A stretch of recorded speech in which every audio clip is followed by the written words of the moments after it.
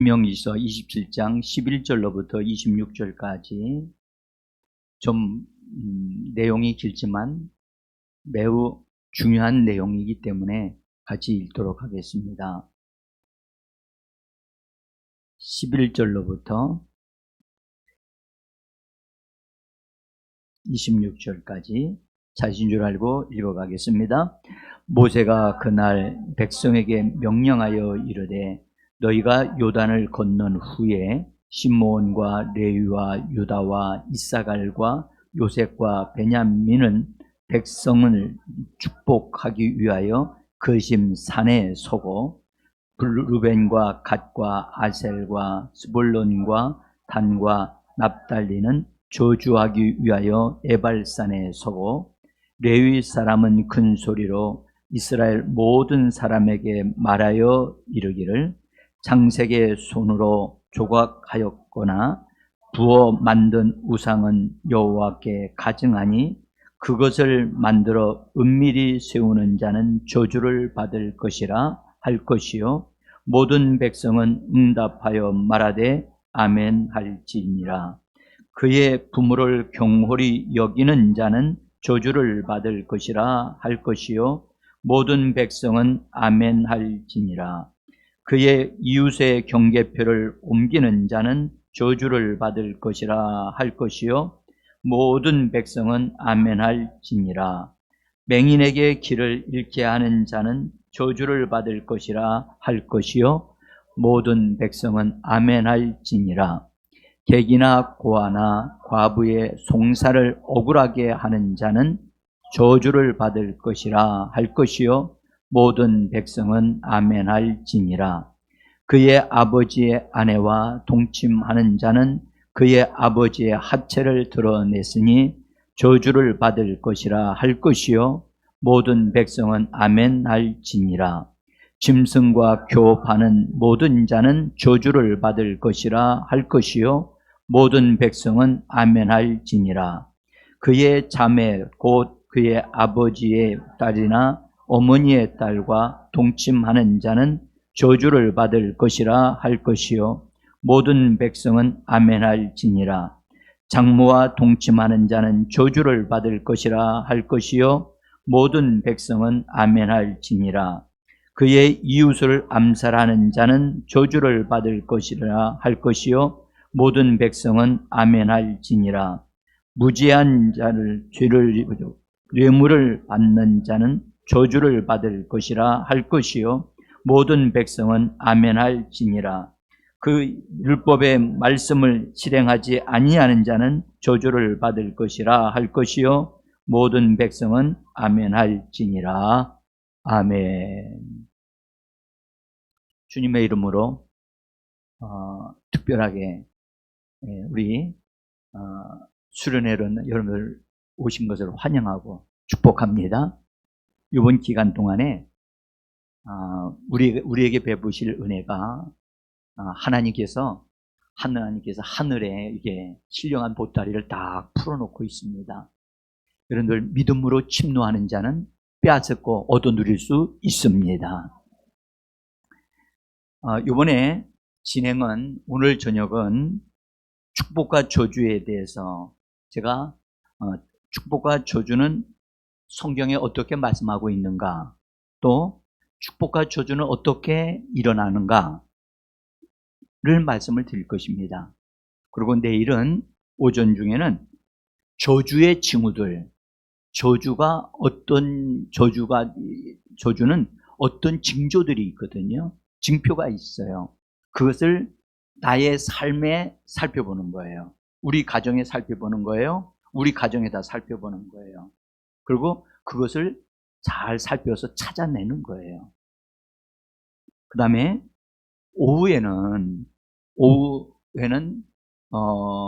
들은 말씀과 함께 조를 짜가지고 조에서 목사님들을 통해서 잠깐 말씀을 같이 나누고 성경에 성공적인 사람이라고 생각했던 사람들을 샘플로 딱 잡아서 여러분들에게 보여드릴 거예요. 과연 그들이 성공한 사람인가? 그리고 그들로 하여금 실패하게 한 것이 무엇인가를 우리가 볼 거예요. 그리고 나는 어떠한가? 또 우리 가정은 어떠한가? 우리들의 자녀는 앞으로 어떻게 될 것인가? 미리 바라볼 수 있어요. 그래서 그것을 말씀을 드릴 거예요. 그 다음에 그러면서 이제 오늘 여러분들이 들어오실 때 가계표라고 하는 것을 지난주에 제가 나눠드렸는데, 이 가계의 그 가계도를 그리도록 그렇게 했는데, 그걸 못 받으신 분들이 계실 수도 있어요. 못 받으신 분들은 이따가 가시면 돼요. 가지고 가시면 돼요. 오늘 할 거 아니거든요. 내일 오후에 하나 그거 가지고 할 거니까 그걸 참고하셔서 집에서 한번 찾아보시면 좋아요. 이게 써보시면 좋아요. 그리고 오늘 가계도를 보면서, 다른 분들의 가계도를 보면서 그 집안과 우리 집안의 것들을 이렇게 대조해 보면서 우리 집안에 있는 것들을 발견하게 되어질 거예요. 그리고 그런 것들을 구체적으로 살펴보면서, 우리 집안에 이런 일이 있어서 우리 집안에 어려운 일이 이래서 일어났구나. 원인을 찾아야 돼요. 원인을 찾게 되어지면 그 원인을 정리하게 되어지고 처리하게 되어지면 다시는 그런 일들이 우리에게 일어나지 않게 되어집니다. 응? 다만 우리는 병만 고침받으려고 하고 축복만 받으려고 하면 안 되고, 근본적인 문제를 확실하게 정리를 해야 되고 새롭게 해야만 합니다.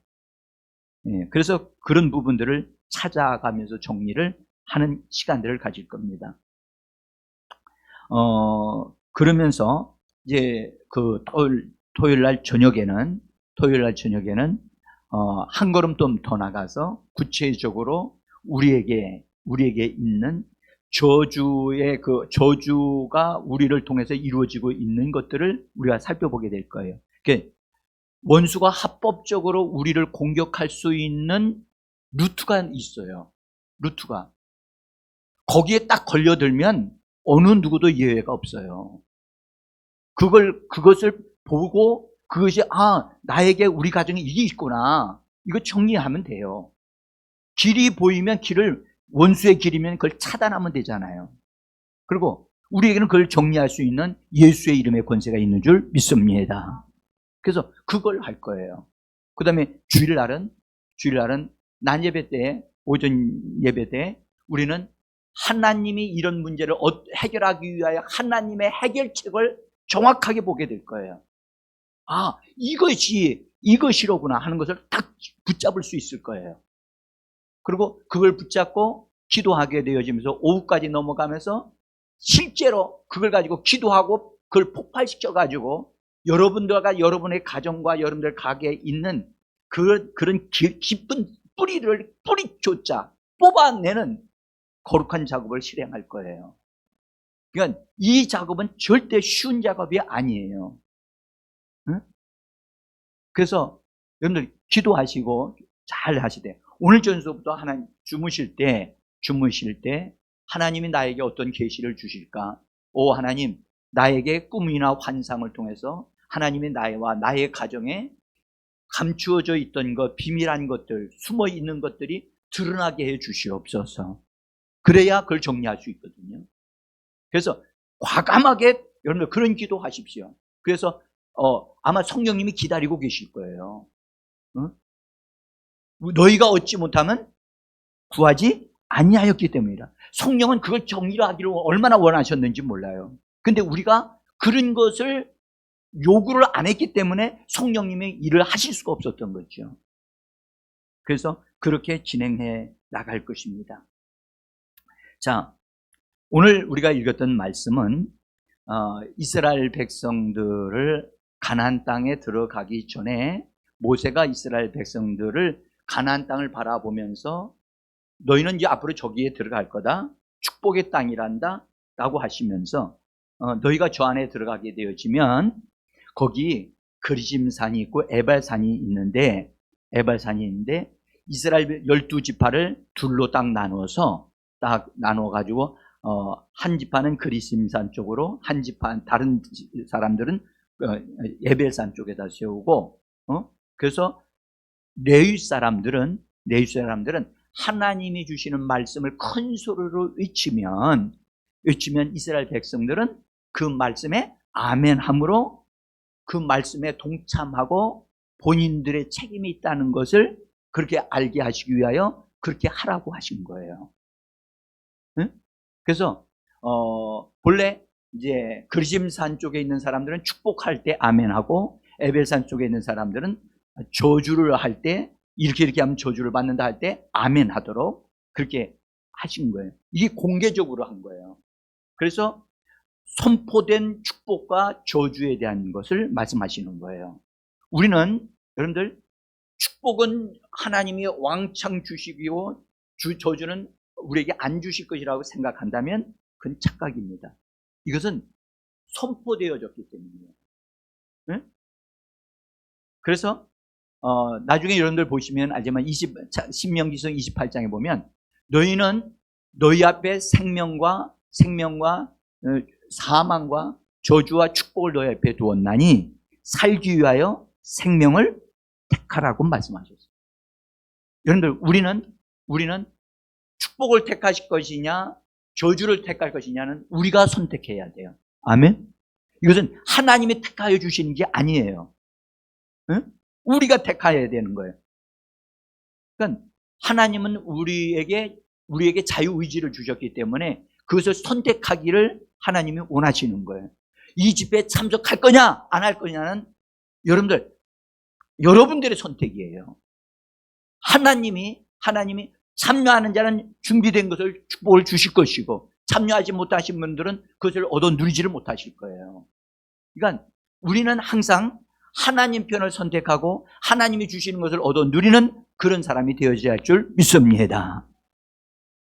자, 그래서 이 말씀을 우리가 좀 볼 수 있고요. 저는 여러분들에게 본문에 있는 내용, 우리가 읽었던 내용을 잠깐 말씀을 드리면, 이 말씀 속에는 저주에 대한 말씀을 12가지를 해놨어요.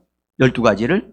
근데 그걸 요약하면 우상과 잡신을 숭배하는 것은 저주받는다 하는 것이고, 그 다음에 부모 불공경하는 것, 부모를 공경하지 않는 사람은 저주를 받게 되어져 있어요. 응? 그냥 부모를 공경하지 않으면 안 해도 된다, 그 정도가 아니고, 부모를 공경하지 않으면 뭐 받는다고요? 저주가 임하게 돼 있다고요. 응? 하나님이 그건 공개적으로 하신 얘기예요. 자, 그 다음에 불법적이거나 그 다음에 비자연적인 성적인 관계. 이 시대가 성적으로 문란하지요? 정말 성적으로 문란하지요? 근데 성적인 관계가 잘못되어진 것에 대해서는 하나님이 거기에 저주가 임하도록 이미 명령하셨어요. 심지어 여러분들 짐승들은 우리가 좋아하고 기를 수는 있으나 짐승들과 더 가까이 가가지고 사람과 같이 대우하거나 사람과 함께 성적인 관계까지 끌어안고 뭘 하거나 하는 관계가 되어지면 그건 반드시 저주가 임하게 돼 있어요. 응? 그래서 이거 잘 아셔야 돼요.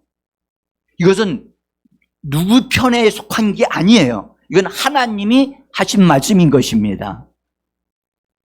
자, 그 다음에 약한 사람들에 대하여 불이하게 그들을 대하거나 불이하게 재판하거나 하는 것에 대해서는 저주가 임할 거라고 하나님이 이미 저주를 선언하셨어요. 그래서 이미 하나님은 선언하여 놓으셨기 때문에 그것은 어느 누구도 번복할 수가 없어요. 그런데 놀라운 사실은 여러분들 하나님이 선언해 놨기 때문에 여러분들 원수 마귀는 사람이 거기에 딱 걸리면 마귀는 그것이 자기의 합법적인 그 사람들을 공격할 수 있는 그런 먹거리가 되어지는 거예요. 응? 그럼 마귀에게 문을 열어주는 것이 되면 안 되는 거겠죠. 그래서 이런 말씀들을 우리가 쭉 보면서 우리가 내 자신이 걸리고 있는 것이 있다면 눈을 번쩍 뜨셔야 돼요. 그리고 깨달으셔야 돼요. 응? 자, 이제 여러분들에게 아주 유명한 대통령 한 가정을 소개하겠습니다. 존 F 케네디라고 하는 미국 대통령. 근데 이 대통령을 여러분들 제가 들어오실 때 하나씩 한 종이 받으셨죠? 예, 그 종이를 좀 봐주시기를 바랍니다. 이 존 F 케네디 대통령이 나오기 전에 그 아버지가 요셉 케네디였어요. 요셉 케네디였는데 그분은 영국의 대사를 지내셨던 분이셨어요. 근데 그분이 부인 로즈 케네디라고 하는 분과 결혼해서 자녀들을 낳았어요. 자녀들을 거기 쭉 낳았는데 적어도 남자들은 제가 정확하게는 다 모릅니다만은 그분들을 보면서 또 조사해 놓으신 분들의 것을 빌려서 제가 여기 복사해 놨습니다.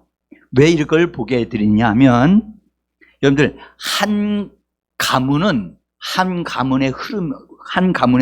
하나의 흐름이 있다는 것을 보게 해드리려고 하는 거예요. 자, 그런데 여기 그 아버지 되신 로버트 케네디는 미국 상원 의원을 지내셨고 법무장관을 지내신 분입니다. 그리고 민주당 대선 후보로 나가셔서 선거 운동을 하시다가 캘리포니아에서 암살을 당하십니다. 응? 암살을 당하셨어요. 그래서 아버지께서 그렇게 해서 암살로 돌아가셨어요. 그 다음에 그의 아들들을 좀 잠깐 보면 맨 앞에 맏형인 조셉 케네디는 이분은 2차 세계대전에 전쟁터에 나가가지고 비행기 추락으로 죽었는데 29살에 죽었어요. 29살에. 그 다음에 존 F 케네디 대통령은 1963년도 11월 달에 달라스에서 대통령 되고 나서 통치하고 뭐 하다가 46세에 암살을 당했어요. 암살. 그 다음에 그의 여동생인 캐슬린이라고 하는 그분은 비행기 사고로 28세에 죽었어요. 별로 놀라시지도 않죠? 자, 그 다음에 케네디 대통령이 암살되기 전에 3개월 전에 둘째 아들이 태어난 지 이틀 만에 죽었어요. 그리고 장남인 존 F 케네디 2세가 있는데 그 아들이 경비행기 추락으로 사망을 하게 되어졌어요. 그 다음에 그렇게 그가 죽음으로 인해서 케네디가의 후손은 다 죽었어요. 남자들은 다 끝장났어요. 응? 뭘 느끼죠? 그 아버지로부터 시작해서 그죠? 총격당하고 피살당하고 그런 것이 그 자손까지 내려가고 있다는 것을 우리는 알 수가 있지요. 그런데 이분의 가정이 얼마나 좋은 가정입니까? 그렇죠? 훌륭한 가정이고 대통령이 나온 가정이라고 하면 정말 멋있는 가정이라고 할 수 있잖아요. 그러함에도 불구하고 이 가정에는 뭐가 흐르고 있느냐? 사망이 흐르고 있어요. 그래서 일찍 죽임을 당하는 요절. 그래서 일찍 죽임을 당하는 거예요. 그 다음에 사고가 일어나는 거예요. 불의의 사고가 계속해서 일어나고 있는 거예요. 언제 사고가 일어날지 모르는 이 집안은. 그래서 사고로 계속해서 사람들이 죽어갔어요. 결국 이 가정은 끝났어요. 제가 이 말씀을 드리는 것은 우리가 이 가정에 대해서 참고로 흐름이 이렇구나. 그럼 우리 가정은 어떤가 하고 쭉 들어가 봐야 되겠죠. 응? 자, 일단 요 정도 말씀을 드리고 그 다음에 이제 하나 더 말씀드리건 빌 클린턴 대통령 훌륭한 분들만 제가 이렇게 아는 대로 이렇게 좀 말씀을 드리려고 합니다. 여러분들에게 드린 것을 좀 자료로 참고해 주시면 좋겠고요. 그의 계부인 로저 클린턴은 알코올 중독자였고 또 이복 동생인 로즈 클린턴은 코카인 약물 중독으로 실형을 살았습니다. 그 다음에 그의 할머니는 돌아가시기 전까지 모르핀 중독 환자였습니다. 그 다음에 클린턴 친동생은 약물 중독으로 치료를 받는 일들이 계속 있었고, 어머니 버지니아 여사는 정신과 치료를 계속 받아왔어요. 그 다음에 클린턴은 1984년 아칸소 주지사 때 흑인 여성과 성관계를 통해서 아이를 낳았어요. 지금까지 이것이 아직 끝나지 않았는데, 그 여인을 통해서 태어난 사람이 데니 윌리엄스라고 하는 사람인데 지금 그의 나이가 30세예요. 그래서 아버지와 유전자 검사를 해달라고 요청하고 있는 상태예요. 응? 그런데 대통령에 있을 때 클린턴이 어떤 일이 일어났는지 여러분들 아시죠? 예, 모니카 류인스키라고 하는 여자와 부적절한 관계로 세계를 깜짝 놀라게 했죠. 응? 뭘 우리는 볼 수 있어요? 지금 현재 클린턴의 가정에 뭐가 흐르고 있어요? 응? 이 훌륭한 우리는 훌륭한 분으로 다 알고 있는데, 이 가정에 중독이라고 하는 것에 많은 사람들이 걸려서 허우적거리고 있고, 동일한 건 아니지만 어떤 동일한 것은 중독이라고 하는 것에 걸려서 다 거기서 벗어나지 못하고 있는 것을 우리는 발견할 수 있어요. 응? 대통령이 되어질 수는 있으나 중독에서는 벗어날 수 없었어요. 이 클린턴은 성중독자예요. 응? 그는 정말 그가 진정 성공하는 사람이 되려면 어떻게 해야 되겠어요? 그런 데서 벗어나서 바르게 건강하게 삶을 사는 사람이 되어졌어야 되겠죠. 자, 우리는 여기서 우리가 겉으로 보기에는 성공한 사람 같이 보여도 실상 내막으로 딱 들어가서 그 집안을 살펴보면 이 집안이 성공한 집안이 아니었구나라는 것을 우리는 발견할 수가 있어요. 그러면 무엇이 그 사람들을 그렇게 이게 실패한 가정으로 이렇게 되게 만들까? 거기에는 보이지 않는 뭐가 있는 거예요. 그래서 그들의 힘이 이 가정에 영향을 계속해서 끼치고 영향을 줘가지고 가정을 무너뜨리는 것이 바로 마귀의 전략이라는 것을 우리는 꼭 기억하셔야만 합니다. 응? 하나님은 가정을 통해서 일을 하시는 분이시거든요. 가정을 세우신 분이 하나님이십니다.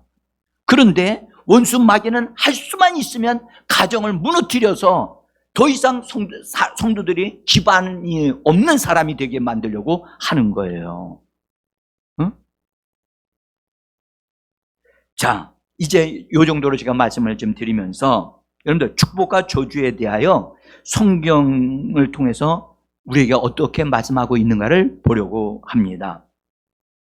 여러분, 성경에 말하는 축복은, 복이라고 하는 것은 너무 많이 들어서 여러분 너무 잘 아실 거예요. 그렇죠? 여러분들 교회 나오면서 복 받으란 말씀, 축복 받아야 된다는 말씀 들었어요? 못 들었어요? 얼마나 많이 들었어요? 귀가 아프도록 듣지 않았어요? 그렇습니다. 그런데 저주에 대해서는 얼마나 여러분들 설교 들으신 적이 있나요? 저주에 대해서 말하기도 싫죠. 왜냐하면 저주 받을까 봐. 예, 여러분, 이 축복과 복과 저주는 우리가 거절한다고 하고 우리가 환영한다고 해서 있어지거나 없어지는 것이 아니라는 것을 말씀드리려고 하는 거예요. 고린도후서 4장 18절에는 이렇게 말씀하셨습니다. 우리 한번 같이 본문을 읽어보겠습니다. 우리가 주목하는 것은 보이는 것이 아니요 보이지 아니하는 것이니 보이는 것은 잠깐이요 보이지 않는 것은 영원합니다. 그러니까 눈에 보이는 것이 실상이 아니고 눈에 보이지 않는 것이 실상이라는 거예요. 눈에 보이지 않는 것. 여러분들, 축복이 눈에 보입니까? 안 보입니까? 이것이, 그래서 축복은 실제로 존재하지만 존재하지만 눈에 보이질 않아요. 근데 저주는 어떻습니까? 저주 보입니까? 안 보입니까? 아무 소리를 안 하시네요. 저주도 보이지 않습니다.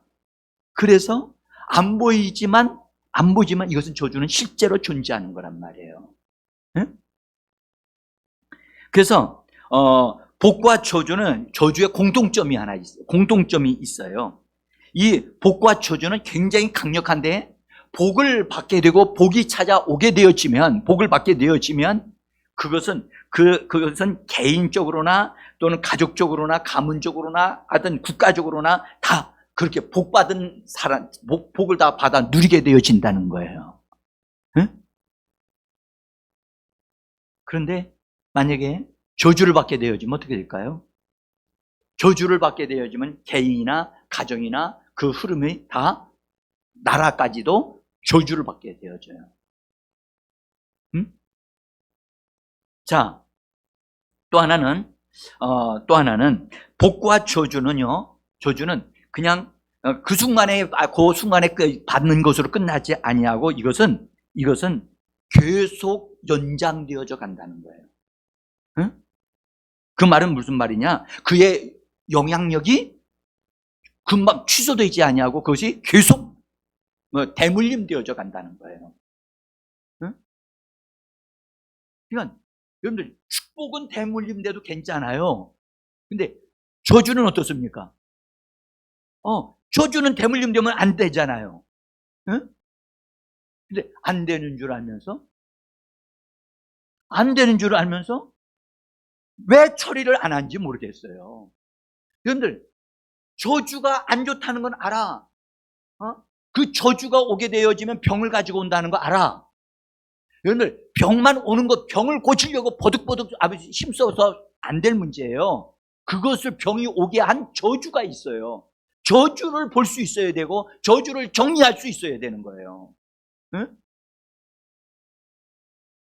그래서 복과 저주는 공통점이 그 당시에 복을 받고 저주를 받을 뿐 아니라 그게 대물림 되어져서 점점 더 밑으로 내려가면서 더 어떤 사람들은 더 많은 복을 받고 또 어떤 사람들은 더 저주를 받는 일이 벌어져요. 성경적으로 이게 드러나 있단 말이에요. 응? 자, 축복은 언제 축복을 받게 되죠? 응? 아니 받아보셔서 알잖아요. 응? 축복은요 하나님의 말씀에 순종하여 나 자신을 복종시킬 때 축복이 우리에게 오는 줄 믿습니다. 그건 분명해요.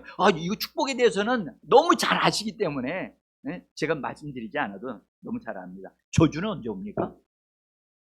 응? 불순종하고 거역할 때, 하나님의 말씀을 거역할 때, 그렇게 할 때 하나님의 그 거역함으로 인하여 저주가 오는 거예요. 자, 여러분들 일단 여기서 저주라고 하는 말을 좀 설명을 드릴게요. 잘 들으셔야 돼요. 이 저주라고 하는 말은 일반적으로 저기 히브리어에 두 개의 말이 있어요. 곧 같은 저주를 말하는데 하나는 일반적인 말로서 저주를 말하는데 아랄리라고 하는 단어를 사용했는데 이 단어의 뜻은 악한 소원을 말한다는 뜻이에요.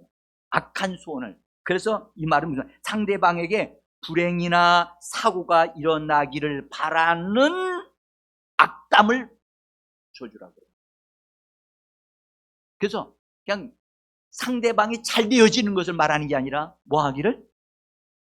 잘 안 되어지고 고통을 당하고 어려움을 당하는 악담을 하는 말을 가리켜 저주라고 일반적으로 말을 해요. 이건 구원받지 않은 사람들이 이렇게 하겠죠? 여러분들 우리도 솔직히 다른 사람들이 해가지고 이런 말 할 때가 있어요? 대답을 잘 안 하세요. 자, 좋습니다. 여러분 다른 단어가 하나 있는데 헬렘이라고 하는 단어가 있습니다. 이 단어는 하나님을 위하여 따로 구별하여 사용이 금지된 물건이란 뜻이에요. 그래서 완전히 받쳐져서 파괴되어져서 없어져야 할 것이, 없어져야 할 물건이 바로 할렘이에요. 응? 헬렘. 근데 이것은 이런 물건인데 이것을 저주가 거기 있는 거예요. 그러면 그 물건을 내가 가지고 있으면 내가 어떻게 되나요? 그 물건 때문에 내가 저주를 받는 거예요. 응? 저주의 결과가 뭐라고 그랬냐면, 뭐랬죠? 병이 생기는 거예요. 뭐가 생긴다고요? 많은 사람들은 병에 대한 것은 굉장히 신경을 많이 써요. 고침 받으려고 해요. 근데 보이지 않는 병은 보이는 거라면 보이지 않는 저주가 있다는 사실을 분명히 보셔야 돼요. 아멘? 그래서 나는 여러분들의 눈을 좀 열어드리기를 원해요. 응? 바울의 눈에서 뭔가 비늘이 떨어져 나가듯이, 어머, 저주라는 게 있었구나. 이게 실제적으로 존재하는구나. 어? 이걸 분명히 보아야 되거든요. 그래야 성도들이 속지 않나요? 하나님을 바르게 믿어요. 응? 자, 여러분들, 하나님을 위하여 구별되어져 있어요. 이건 하나님의 것이야 라고 하나님이 딱 말씀을 해서, 이거 하나님의 거야, 이거 너희 것이 되면 안 되는 거야 라고 하나님이 딱 말씀해 놓으신 게 있어요. 그게 뭐죠? 크게 좀 얘기해 봐요. 저 뒤에 사람이 안 들어요. 저 뒤에 있는 사람도 얘기도 안 해. 뭐라고요? 자, 여러분들 11조에 대해서 성경에 뭐라고 말씀하시는지 아시죠? 말라기서에 보면은 그렇게 말씀하셨어요. 11조는 하나님의 것인데 11조를 통해서 하나님 앞에서 도둑질을 했다는 거야. 그러므로 너희에게 뭐가 있다? 저주가 있다는 거예요. 저주가. 응? 이 말씀을 딱 들으면 어이쿠 내 속을 어떻게 하나? 지금 걸린 사람이 있을 거리요? 여러분 잘 들으세요. 11조는 물질에 대한 거예요. 물질에 걸리면 그 사람과 그 가정은 물질의 축복이 받을 수가 없어요. 구멍이 뚫어져 있어요. 응? 하나님이 보장하지 않아요. 여러분들, 우리가 이거 하나님이 금지시킨 거예요. 이건 너희가 손대면 안 되는 거야. 이건 하나님의 거야. 여기 성경에 이것은 11조는 하나님의 것이라고 했어요, 안 했어요? 했어요. 이건 이제 더 이상 얘기 안 할게요. 여러분들, 복과 저주를 이렇게 운반하는 매개 수단이 있어요. 운반해주는 매개 수단이 뭐냐? 말이에요. 뭐라고요? 더 크게요. 말. 따라서 나의 말이 중요합니다. 나의 말이 축복을 가져올 수도 있고 저주를 가져올 수도 있어요. 그래서 말이 중요하거든요. 근데 많은 사람들이 자기 말이 중요하다는 사실을 잘 몰라요. 들어서는 알기는 아는데 그걸 진짜로 믿지는 않아. 진짜로 믿는 사람 같으면 입을 조심해. 근데 교회 와서는 들을 때는 맞아요. 아멘. 조심해요. 집 나가고 집에 가서 딱 들어가면 입이 말이죠. 얼마나 자동으로 잘 움직이는지 몰라. 응? 안 할 말도 너무너무 많이 하고, 말했다가 본전도 못 찾는 말들을 너무 많이 해가지고, 너무 안타까운 거예요. 복과 저주의 매개체는 우리들의 입에서 나오는 말이라는 거예요. 언어임을 꼭 기억하시기를 바랍니다. 아멘? 그러니까 말하기를 잘해야 돼요. 아멘? 말하기를 조심해야 돼요. 여러분들, 좋은 말, 축복이 오는 말들, 그런 말들을 말할 줄 알고 훈련을 받아야만 돼요. 이건 저절로 되지 않거든요.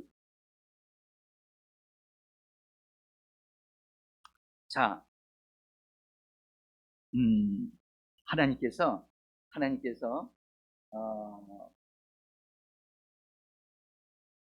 우리에게 하나님의 복을 우리에게도 그다음 다음 때에도 하나님의 복을 유통시켜서 공급해 주셔서 계속 흘러나도록 하는 것은 우리 입에서 나오는 뭐다? 말이. 그러면 여러분들 저를 보세요. 저를 좀 보세요. 여러분들의 입에서 나오는 말들이, 내 입에서 나오는 말들이 나를 축복해 주는 건강한 말들, 좋은 말들을 많이 했는가? 아니면 잘못된 헛된 소리나 나쁜 소리를 많이 했는가? 살펴볼 필요가 있어요. 응? 여러분들 말은 굉장히 중요하거든요. 굉장히 중요해요. 예수님도 말하기를 조심하라고 말씀을 하셨어요. 응? 제가 이게 이미 새벽 예배 때 다 말씀을 드렸기 때문에 여기서 이렇게 말씀을 심하게 드리지 않겠습니다.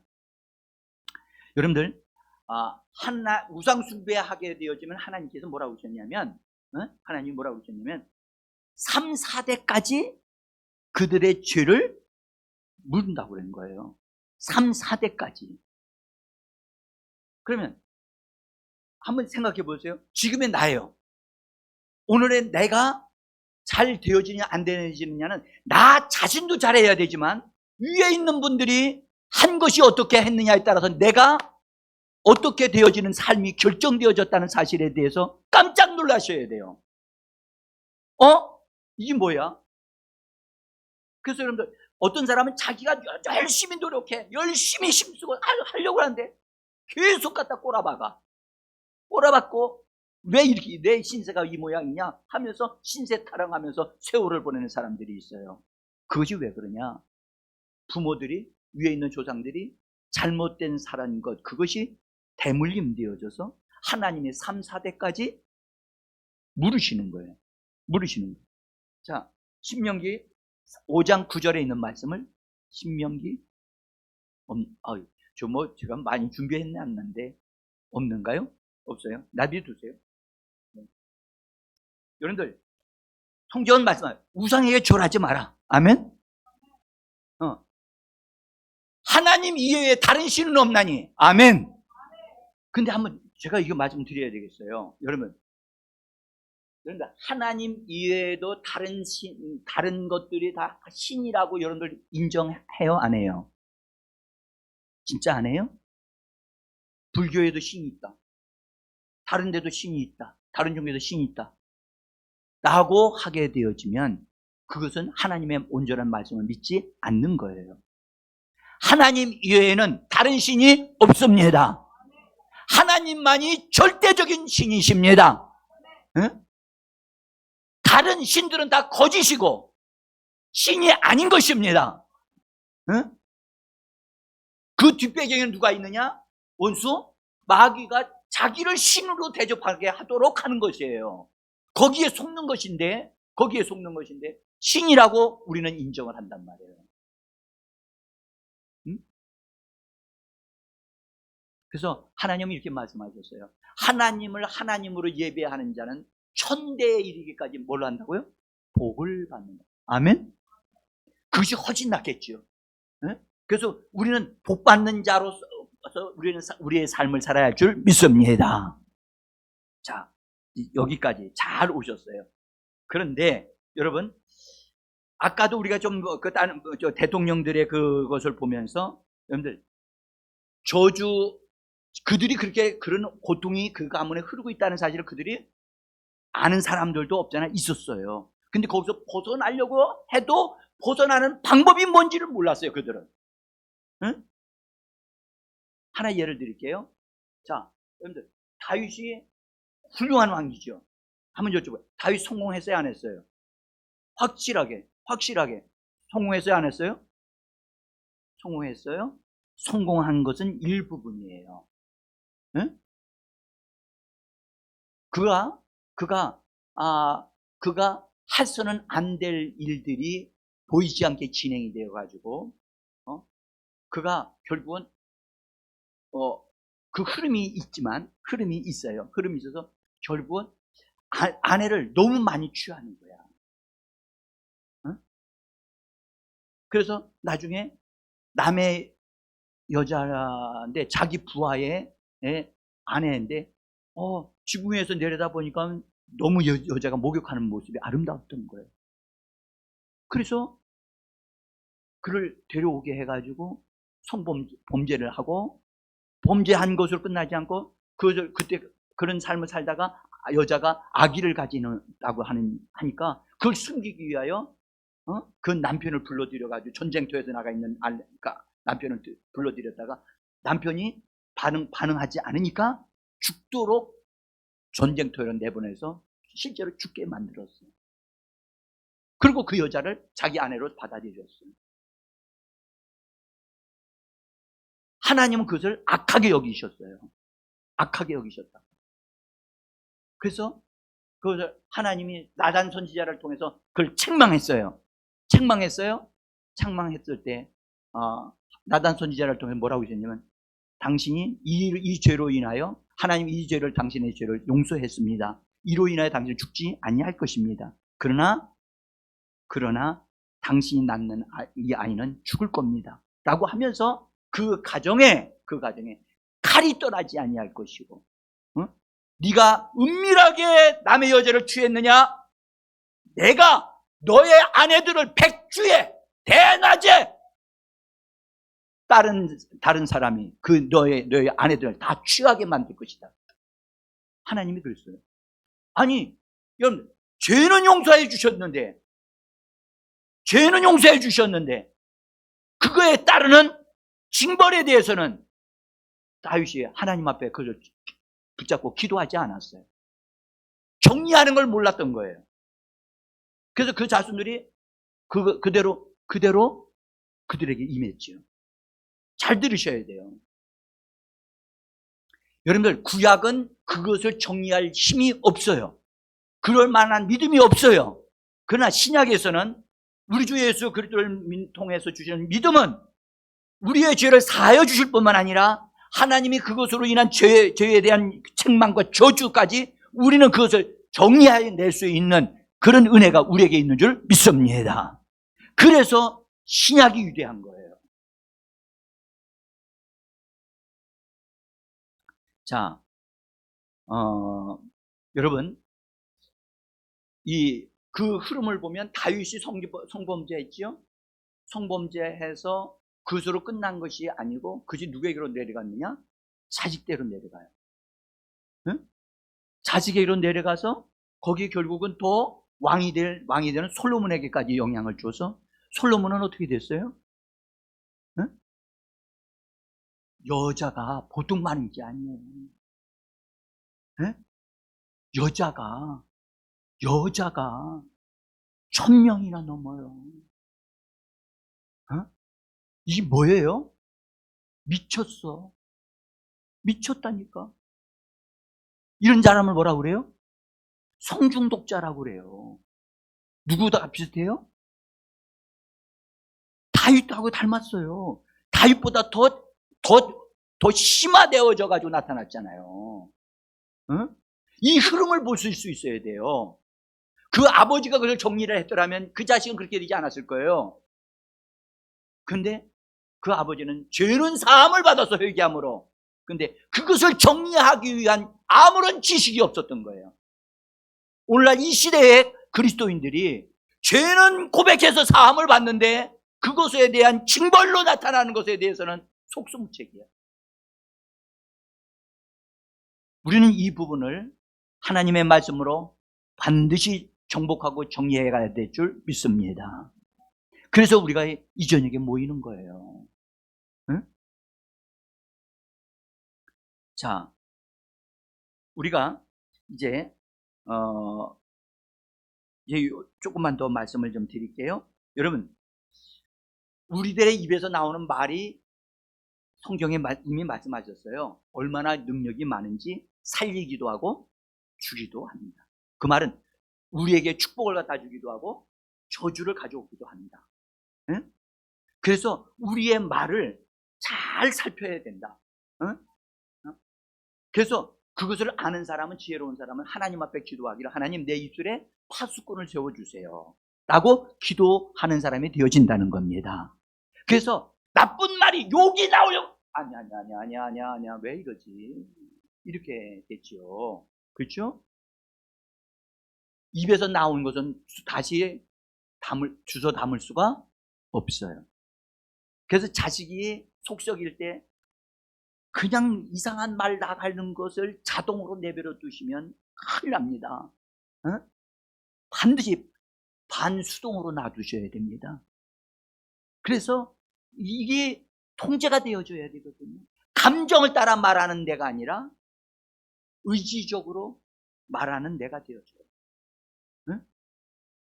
근데 가정에서 이게 잘 안 돼. 안 돼. 자, 그래서 여러분들 부모가 자식 때문에 고통을 당할 때 고통을 당하고 아유 내가 저런 놈을 낳아가지고 미역국을 끓여 먹었나? 그런 말도 하고 또 그보다 더 심한 말도 하지요. 악담을 하거나 분노하는 말을 하게 되어지는데 그것이 바로 저주의 원인이 된다는 사실을 사람들이 잘 몰라요. 응? 여러분들 자식이 실수할 수 있어요. 돈 가지고 뭐 했다가 망할 수 있어요. 그것 때문에 그냥 아버지가 화가 나고 이놈의 새끼 하면서 난 입으로 그런 말 하고 싶지도 않아. 응? 그런 말을 막 하면서 자기 자식 심하게 말을 하거든요. 그렇게 말하고 났다가 조금 지나면 후회를 해요. 아유, 내가 참을 걸 왜 이런 말을 했나. 그래서 하나님 앞에 회개를 하면서 자식한테는 얘야 내가 너한테 잘못했다 용서해라 그 말을 못해. 응? 여러분 정말 나는 여러분들에게 이런 쓸데없는 말들 하지 않았으면 좋겠어요. 응? 특별히 가정에서요 언어 정화기가 있었으면 좋겠어요. 공기청정기가 있듯이 언어 청정기가 있어서 그걸 통과해가지고 말이 이게 전달되어졌으면 좋겠어요. 응? 여러분들 오죽 속성하면 못된 말을 하겠어요. 근데 그 말이 저주를 불러오리라고는 상상을 못하지요. 응? 어떤 이들은 이렇게 말한대요. 나는 당신이 죽었으면 좋겠어. 나는 당신을 증오해. 당신은 아무짝에도 쓸모없어. 당신은 무가치한 존재야. 차라리 죽었으면 좋겠다. 내 얼굴이 못생겨서 나는 싫어. 그런데 자기의 코가 이상하다고 코를 미워하는 사람이 있어본 적 없나요? 나는 눈이 작아게 나는 눈을 말이야 큰 눈을 가지고 싶어. 그러면서 그렇게 해본 적 있나요? 여러분 자기 몸의 신체의 어떠한 부분을 싫어하고 싫어하는 말을 할 수 있어요. 그 말한 그것이 여러분들 원수가 물고 늘어질 수 있는 먹거리라는 사실을 이건 아셔야 돼요. 응? 어떤 예쁜 처녀가 이게 키는 훌쭉하게 큰데 다리가 장단지하고 다리가 너무 안 예뻤어. 응? 그래서 자기가 스스로 자기 몸 그 다리에게 나는 내 다리를 싫어해. 왜 하필 이렇게밖에 안 생겼어? 하면서 다리를 못생긴 거 그런 걸 난 이를 싫어해 하고 그런 말을 했는데 이게 지나다가 병에 걸렸어. 다리에 문제가 생겼어. 근데 어떤 분을 만났는데 어떤 분하고 해수욕장에 갔는데 해수욕장에서 가진 건 이렇게 벗어야 되잖아요. 그래? 근데 그때 다리를 보니까 또 다리가 아픈 거야. 근데 다리가 아프다라고 자기가 얘기하니까 그 옆에 있었던 그 친구가 내가 기도해 줄게. 그래서 기도를 하는데 뭐라 그러냐면 다리야 네가 여기까지 걸어오느라고 수고 많이 했다. 네가 수고했기 때문에 이 친구를 만날 수 있었고 나는 그래서 너 다리를 축복한다. 이런 얘기를 다리를 그냥 달래면서 축복하는 말을 하는 소리를 듣고 이 친구가 깜짝 놀란 거야. 나는 한 번도 그 내 다리를 좋아한 적이 없고 밉다고 얘기하고 싫다고 얘기만 했는데 이 친구는 자기 다리도 아니고 남의 다리를 붙잡고 지금 뭐 하고 있는 거야? 사랑스럽다라고 얘기하고, 하나님 내가 예수 이름으로 너를 축복한다, 너는 건강해져야 한다, 막 이런 얘기를 하니까 이 듣는 당사자가 황당했던 거야. 그럼 기도를 다 하고 나서 아멘 하고 났더니 다리가 깨끗하게 나버린 거야. 근데 그 기도를 듣는 순간에 그 기도를 듣는데 그 자매가 과거에 자기가 자기 다리를 향하여 못된 말을 했던 것이 다 떠오르더라는 거예요. 아, 나는 내 다리에 병드는 생각, 병드는 말을 줬는데 이 사람은 다리를 사랑스럽고 다리가 수고하는 걸 인정해주고 축복해주는 말을 하는구나. 그랬더니 다리가 고쳐진 거야. 혹시 우리 가운데 그런 사람 있지 않나요? 응? 어떤 신체의 일부를 학대하는 말을 하거나 싫어하는 말을 할 수 있어요. 응? 엉덩이가 보기가 안 좋은 사람이 있어. 자기가 보도 안 좋아.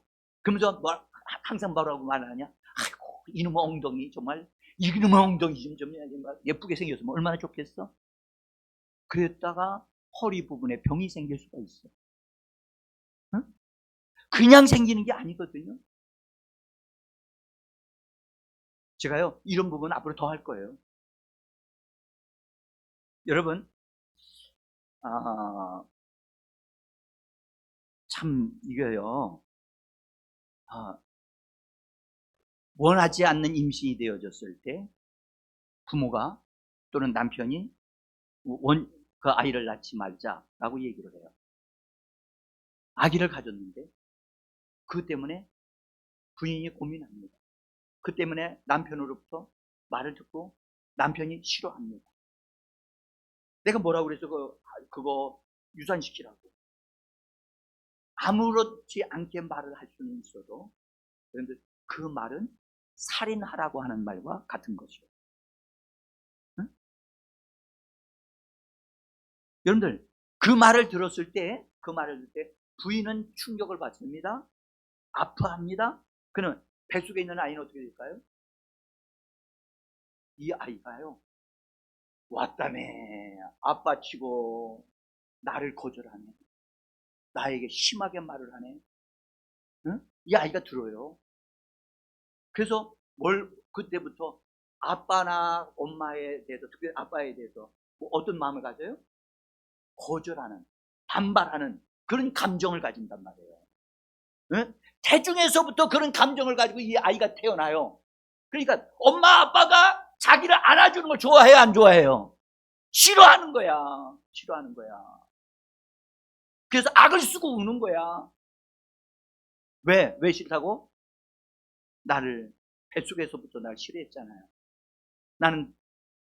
나도 싫어해요 하고 반감을 가진다니까.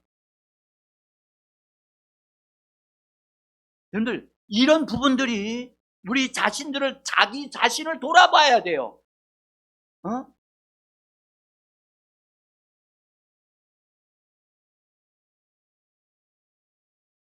여러분들, 정말 마음 아픈 얘기가 너무 많아요.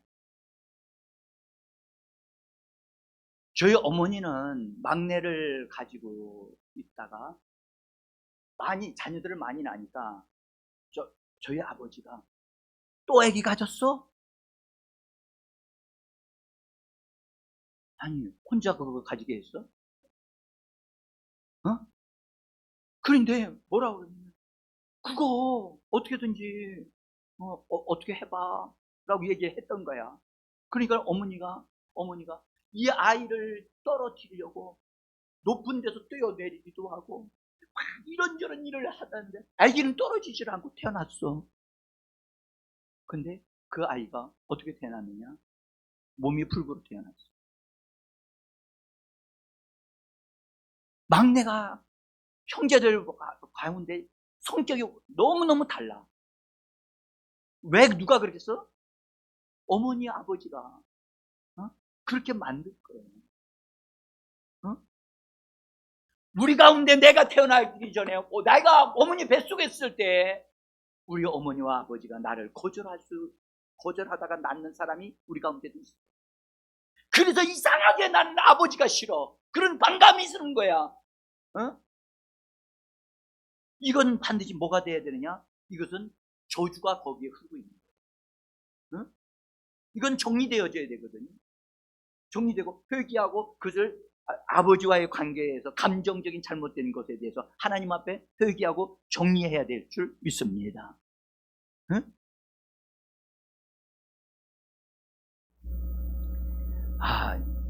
사랑하는 성도 여러분, 우리가 축복은 여러분들 축복은 말로 이렇게 유통이 되어지고 또 저주도 말로 유통이 되어지는데 말로만 유통되는 게 아니라 다른 방법으로도 유통이 된다고요. 물질적으로도 움직일 수 있거든요. 물질적인 것으로도 그것이 전달될 수가 있어요. 그래서 성경에도 우리에게 말씀하시는 건 기름 바르는 거 있잖아요.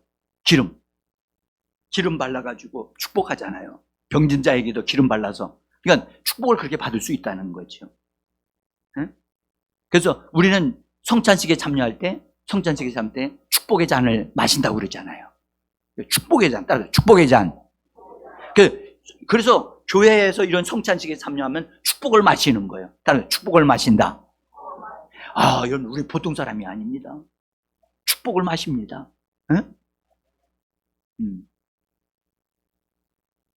자, 그래서 여러분들 저주도 마찬가지입니다. 물질을 통해서 저주가 들어올 수 있어요. 그래서 여러분들 물질적으로 거기에 그 물질이 어떤 신에게 바쳐진 물건이 될 수 있어요. 그래서 거기다가 부적을 붙여가지고 줄 수도 있어요. 그런데 그걸 모르고 받아들일 수 있어. 받아들이게 되면 어떻게 돼요? 그것 때문에 원수가 기어 들어오고 저주가 들어와가지고 고통을 당할 수가 있어요. 영국의 어떤 분인데, 영국 군인이었는데, 가서 중국에 가가지고 뭔가를 도와주고 해서 중국에 있는 사람이 너무 고마워가지고 그분한테 아주 이거 귀중한 거라고 선물을 다 좋은 거라고, 엄청나게 좋은 거라고 하면서 줬어요. 그래서 그 집은 그 기념으로 삼아서 그걸 이제 가지고 있고 보관했다가 자식들에게 준다라고 생각을 하고 있었어요. 그 그림이 뭐냐면 용의 그림이었어요. 용의 그림을 아주 비싸게 해가지고 그린 건데 그걸 받아가지고 너무너무 귀한 거라고 생각을 하고 있다가 그 자식한테 물려줬는데 자식이 뭐 하는 사람이었냐면 선교사였어요. 자식이. 근데 아버지가 주신 거라고 하니까 너무너무 소중하게 여겨가지고 딱 받아가지고 보니까 용이 그려져 있는 거야. 그래도 아버지가 주셨으니까 버려야 돼, 안 버려야 돼요? 아니, 말해요, 빨리. 여러분들 믿음이 있어. 근데 이 선교사는 이거 아버지가 이거 엄청나게 비싼 거라고 해서 주셨는데, 그래서 놔뒀는데요. 놔뒀는데 이상하게 자꾸 어려움이 자꾸 생기는 거야. 사고가 생기고 어려움이 생기는 거야. 그래서 왜 이렇게 생기지?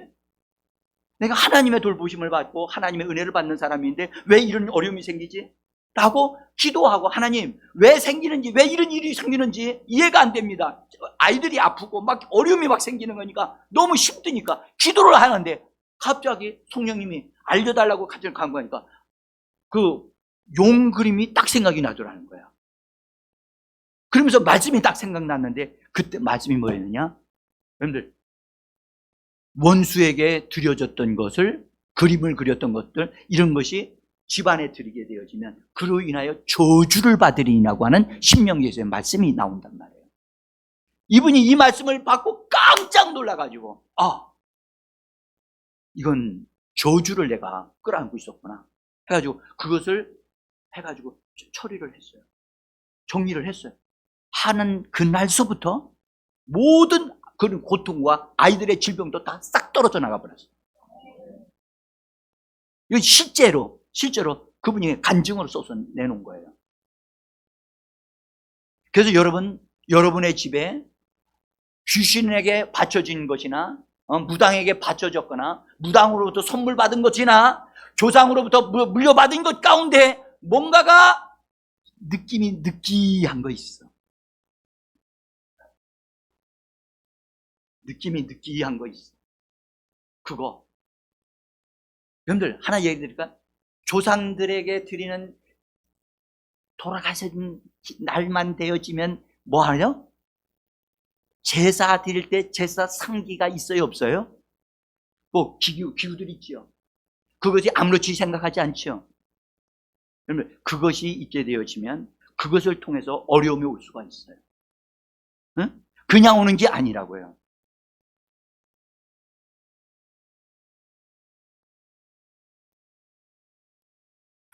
달마대사 여러분 아십니까?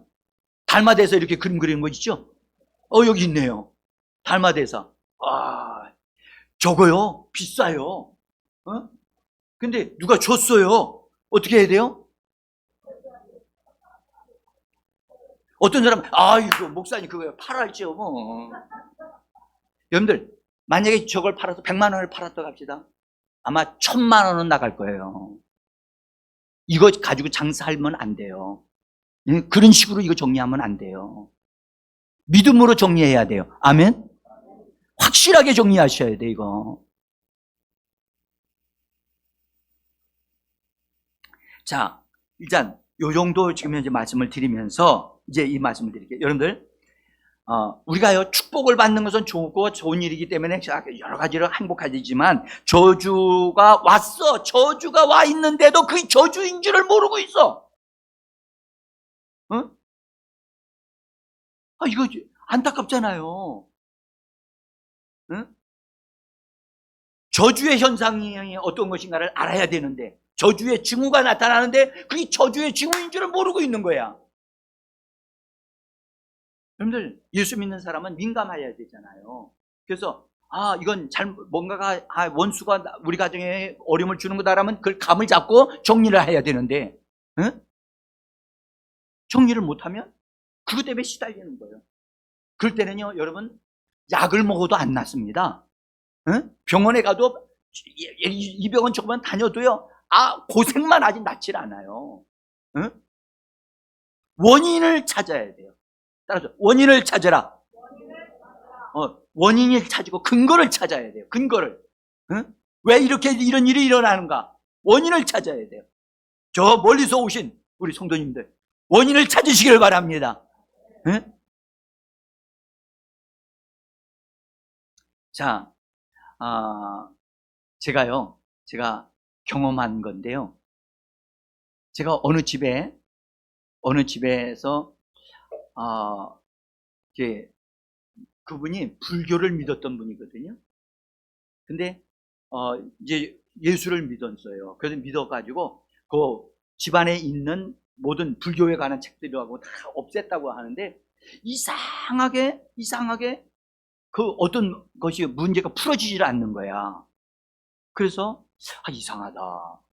이거 분명히 뭔가 정리가 돼야 되는 게 하나 있는 것 같다 하고 그 집에 가서 이렇게 예배를 드리면서 기도를 딱 하는데 갑자기 제가 눈을 턱 뜨고선 위를 쳐다보게 됐어요. 쳐다봤는데 거기는 이제 시골집이었는데 그 대들보에 뭐가 이렇게 붙어 있는 거야. 붙어 있는 거야. 그래서 내가 예배 드리다가 같이 예배 드려 저기 뭐예요? 그랬더니 저거예요. 이 집 지을 때요. 아주 뭐 굉장히 비싸게 뭐 해가지고선 거기다 붙이라고 그래서 붙인 겁니다. 그러는 거예요. 딱 느낌이 뭐냐? 원수가 저것 때문에 부적 때문에 이 집안에 어려움을 주는 거 있구나 해가지고 이거요 뛰셔야 됩니다. 무서워요. 우리 못 뛰어요. 그래요. 의자 가져오세요. 제가 그걸 딱 해가지고 딱 뛰었어. 그래서 불 질렀어. 없앴어. 어떻게 됐을까? 그 집에서 질병이 사라졌어요. 응? 원인을 찾아야 돼요. 원인을.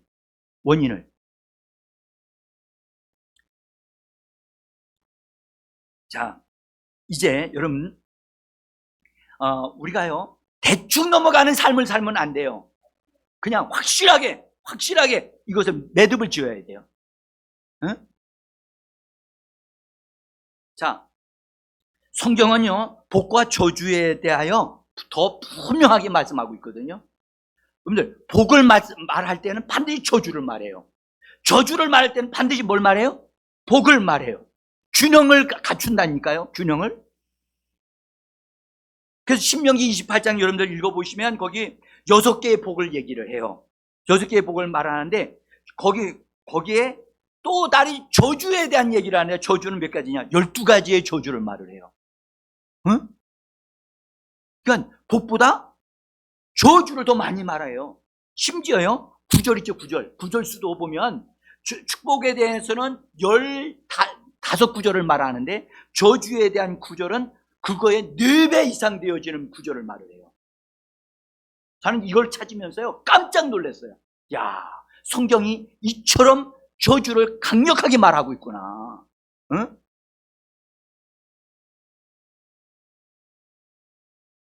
우리가 예수님도 여러분, 예수님도 축복을 말할 때 축복만 말하지 않고 저주를 말하십니다. 한번 보실래요? 누가복음 6장 20절 여기 한번 읽어봅시다. 시작. 복이 있는 자들은 가난한 자들, 줄인 자들, 우는 자들, 인자로 인하여 핍박받는 자들이 복이 있다. 그러셨어요. 근데 그 다음에 24절로부터 하나님이 예수님 말씀하기를 화가 있다. 이것이 저주가 있다는 말인데, 저주 있는 자들은 부유한 자, 배부른 자, 지금 웃는 자, 모든 사람이 칭찬하는 자들은 저주가 있다고 말씀을 하신다고요. 응? 그러니까 성경은 복만 얘기하지 않고 반드시 모두 얘기한다? 저주도 얘기한다는 것을 이걸 우리가 꼭 알 필요가 있어요. 사랑하는 성도 여러분, 우리는 이제 복받기를 원하는데, 복을 받기를 원하는데, 잘 되기를 원하는데, 우리는 저주되어진 것들이 이미 나에게 와 있어. 와 있는 상태에서 축복을 받으면 어떻게 될까? 얘기를 해봐요. 응? 자, 나는 지금 예수를 믿고서 나는 잘 되고 싶고 잘 되기 위해 기도를 하고 있어. 그런데 내가 원하지 않게 부모가 잘못한 어떤 것이 나에게 와 있어. 그래서 그것 때문에 원수는 합법적으로 나를 공격할 수 있고 나에게 고통을 갖다 주고 병을 갖다 줄 수 있는 것이 있어. 나는 그것을 고침받기 위해서 기도를 해. 하나님, 나는 고침받아야 됩니다. 예수님은 채찍에 맞으심으로 말미암아 나음을 얻었습니다 라고 말을 하는데도 낫지를 않아. 왜죠? 뭔가가 주님하고의 관계에서 뭔가가 맞지를 않는 거예요. 응? 주님은 네가 병을 나으려면 이 저주가 먼저 없어져야 되는데 너는 병을 낫고자 하는데 힘쓰고 애쓰고 있구나. 우리 중에 그런 사람들이 있다니까요, 지금. 하나님, 나 병 낫게 해주세요. 난 나야 돼요. 하나님, 우리 자식들 잘 돼야 돼요. 나의 자식들 잘 돼야 돼요. 그래, 나도 원한다. 나는 하나님의 아들 독생자를 너희들이 잘 되게 하기 위하여 저주를 받게 하고 고통을 당하게 하고 질병을 담당하게 했다. 하나님이 그렇게 말씀하신다고요. 그럼 하나님, 그러면 나를 축복하셔야지요. 그래, 난 너 축복하고 있어. 근데 축복이 너에게 임하려면 너에게 저주가 없어져요. 여러분, 저주를 끌어안고 복을 받으면 어떤 사람이 될까요? 복과 저주가 같이 역사하면 어떤 사람이 될까요? 그렇게 잘 안 살아봐서 잘 모르겠어요? 응? 여러분, 성경에 말씀드릴게요. 한 입에서 단물과 쓴물이 나지 않는다. 근데 너희는 단물과 쓴물을 내는구나. 성경 야고보서에 말씀하셨죠. 그러면 단물과 쓴물이 같이 나오면 그 물은 어떤 물이에요? 복과 저주가 같이 나오면 그건 어떤 거예요? 선한 것과 착한 사람과 악한 사람이 싸우면 누가 이겨요? 악한 사람이 이겨요. 응? 우리 하나님은 우리가 잘 되기를 원하시는데 우리가 저주를 받은 저주거리를 가지고 있는 상태에서 복을 받으려고 하니까 하나님은 나는 너희가 잘 되기를 원해. 응? 그러나 너희가 잘 되기를 진짜 원한다면 이거 너희가 제거해야 할 것은 너희가 제거해야 되는 거야. 아멘? 여러분, 저주는 예수님이 십자가에 못 박혀 저주를 받으신 바 되셨어요. 아멘? 믿으세요? 안 믿으시는 거 같지? 아멘도 안 하시네. 좀 믿으세요? 그러면 나에게서 저주가 옮겨졌다고, 쫙 사라졌다고 저절로 다 되어지는 거지요? 저절로 되지 않아요. 그게 저절로 되면 얼마나 좋겠어요? 나 예수 믿었는데요? 예수 믿어도 그 예수님이 저주 받으신 것이 나의 것이 되어지려면 내가 믿음으로 그것을 무언가를 해야 되는 거예요. 응? 다시 말씀드릴게요. 우리가 하나님을 오해하시면 안 돼요. 하나님은 사랑이 많으시고 축복하기를 원하시는 분이세요. 응? 그리고 우리가 건강하게 잘 살기를 원하시는 분이세요. 그런데 저주를 끌어안는 상태에서 축복을 받으려고 하면 저주받은 사람이 축복을 받아서 더 오래도록 고통스럽게 삽니다. 이걸 하나님이 좋아하세요? 응? 아담과 하와가 죄를 범했어요. 죄를 범해가지고 에덴 동산에서 살게 하면 하나님이 이들이 틀림없이 생명나무 열매를 따먹을 것 같아. 그렇죠? 따먹을 것 같으니까 하나님이 어떻게 하셨어요? 응? 그들을 사랑하사 어떻게 하셨어요? 에덴 동산에서 쫓아내셨어. 어떤 일은 아이고 하나님 몰인정향 맡겨요. 왜 거기 행복한 곳에서 내쫓느냐고. 하나님은 해도 너무 하시는 것 같다. 그런 사람께 그렇게 말하시는 분이 계십니다. 여러분들, 아담과 하와가 거기서 죄를 범한 상태에서 저주받은 사람들이 된 상태에서 생명나무 열매를 따먹으면 어떻게 될까? 영원한 저주 가운데서 사는 사람이 된단 말이에요. 응? 이해가 되십니까? 자, 우리가 거듭났어요, 하나님. 근데 우린 저주를 정리하지 않냐고 하나님 축복을 받아 누리겠다고만 한다면 하나님이 아니야. 그거 아니라니까. 여러분들, 우리 주님은 우리가 진짜 잘 되기를 원하십니다. 우리 가정이 건강해지기를 원하십니다. 여러분들, 오늘 이 말씀을 들으면서 하나님, 제가 먼저 없앨 것을 없애겠습니다. 하나님, 나에게 있는 저주, 잘못되어진 것을 드러나게 해주세요. 오늘 말씀을 듣는 가운데 내 입에서 나오는 말들이 나를 고통스럽게 만들었다는 것도 느끼셨을 거예요. 그리고 여러분들, 정말로 나는 원치 않게 부모들이나 구에 있는 계신 분들이 삐딱한 삶을 살음으로 나에게 이런 현상이 일어났던 거예요. 응? 내가 예수를 믿은 건 다 저절로 없어질까? 아니에요. 그건 정리해요. 오늘 이번에 정리하기로 결단하기를 바랍니다.